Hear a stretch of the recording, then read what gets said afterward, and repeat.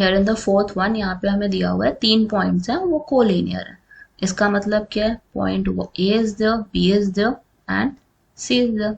तो हमारे पास ए पॉइंट क्या है 2,3,4, बी पॉइंट आपके पास क्या है -1,2 -2,1, लास्ट पॉइंट आपका क्या है 5,8,7 इज देयर। तो अब आपने क्या करना है, ए और बी को यूज करते हो इसकी डायरेक्शन रेशियोज निकालनी है। हम चेक करेंगे direction ratios of A B and then I would be checking the direction ratios of B C. तो कैसे चेक करते हैं, हम सबसे पहले क्या करेंगे, x2 को x1 में से माइनस करेंगे। तो सबसे पहले हम डायरेक्शन रेशियोज लिख लेते हैं and I would be finding direction ratios of A B first. तो सबसे पहला x2 minus x1 would be there, -1 -2 कितना हो गया -3, y2 माइनस y1 निकालेंगे, -2 -3 which is -5, z2 minus z1 would be 1 minus 4 which is -3। तो हमारे पास क्या निकल के आता है, a1 निकल के आया हमारा -3, b हमें निकल के आया -5, b1 निकल के आया, c1 हमारा निकल के आया -3। अब हम चेक करेंगे डायरेक्शन रेशियोज ऑफ bc। तो इसकी निकालते हैं सबसे पहले। अब x3 में से x2 गया, 5 minus -1 it would be 6, y3 minus y2 would be 8 minus -2 10 हो गया, देन z2 minus z1 आपका कितना हो गया 6 हो गया। तो हमारे पास क्या निकल के आता है, a2 6, b2 is 10 and then c2 is 6 for us।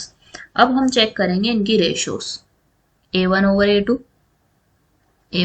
a2 is 6 by -3, it will become -2 for you।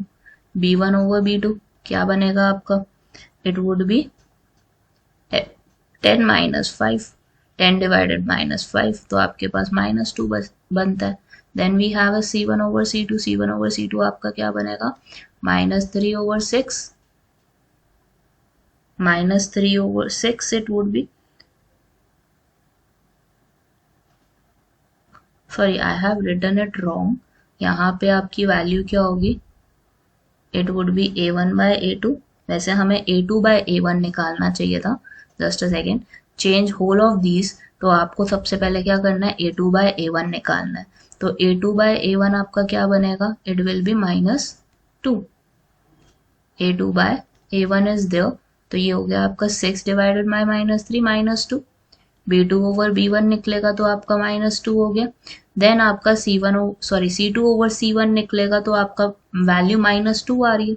So you can see कि सारी वैल्यू सेम आ रही है। इसका मतलब क्या है कि हमारे ये पैरेलल है दोनों की दोनों lines. So hence we can say that they are proportional to each other and we can say that point A, B and C are collinear in nature। यहाँ पे बस एक छोटी सी मिस्टेक हो गई थी, that we have to take the ratio of the second one first and the first one then।